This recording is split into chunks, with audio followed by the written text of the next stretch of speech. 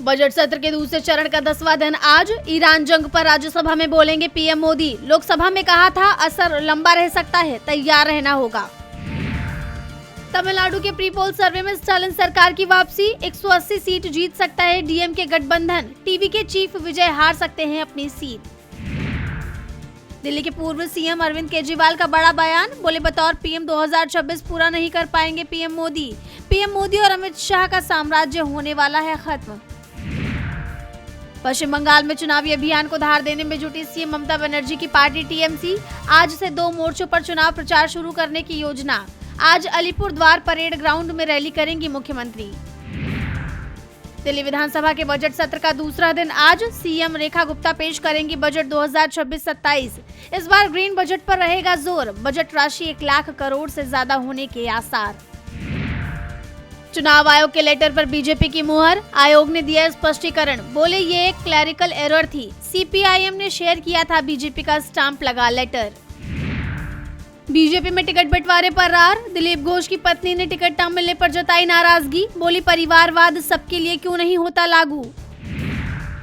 दिल्ली में मार्क्सवादी communist party का शक्ति प्रदर्शन। रामलीला मैदान में जन आक्रोश रैली करेगी पार्टी। सीपीएम ने 4 श्रम संहिताओं की अधिसूचना वापस लेने और वीबीजी रामजी अधिनियम को रद्द करने की उठाई है मांग। एमएसएमई संकट पर शशि थरूर का वार। कांग्रेस सांसद का दावा, व्यवस्था फेल, सरकार आंकड़े छिपा रही। 38% मामले अब भी लंबित। पंजाब के डीएम रंधावा की जान जाने के मामले में होगी सीबीआई जांच। गृह मंत्री अमित शाह ने दी मंजूरी। पंजाब कांग्रेस के 4 सांसदों ने गृह मंत्री को लिखा था खत। खामेनेई को मारने का यही है मौका। इजरायली प्रधानमंत्री नेतन्याहू ने अमेरिकी राष्ट्रपति ट्रंप पर बनाया था दबाव। पश्चिमी मीडिया रिपोर्ट में दावा, फोन कॉल से हुआ खुलासा।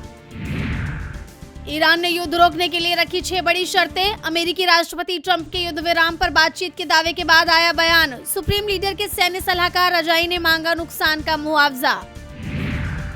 अमेरिका और ईरान के बीच विवाद सुलझाने के लिए अंतर्राष्ट्रीय कोशिशें तेज। रिपोर्ट्स में दावा, पाकिस्तान के इस्लामाबाद में हो सकती है बैठक।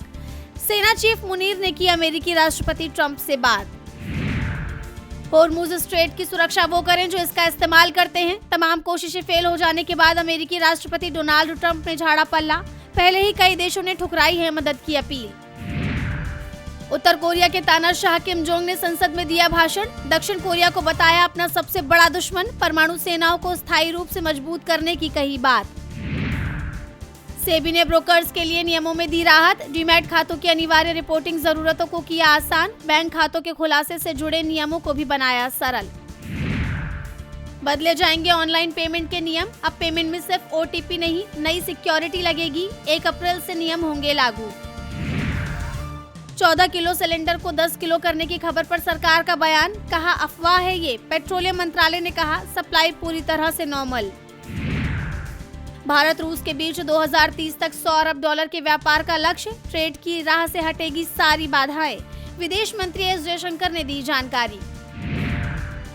सर्राफा बाजार में दिखी गिरावट। 2360 रुपए सस्ता होकर 1,37,000 रुपए प्रति 10 ग्राम पर पहुंचा सोना। 9,050 रुपए टूटकर 2,16,000 रुपए प्रति किलो पर पहुंची चांदी।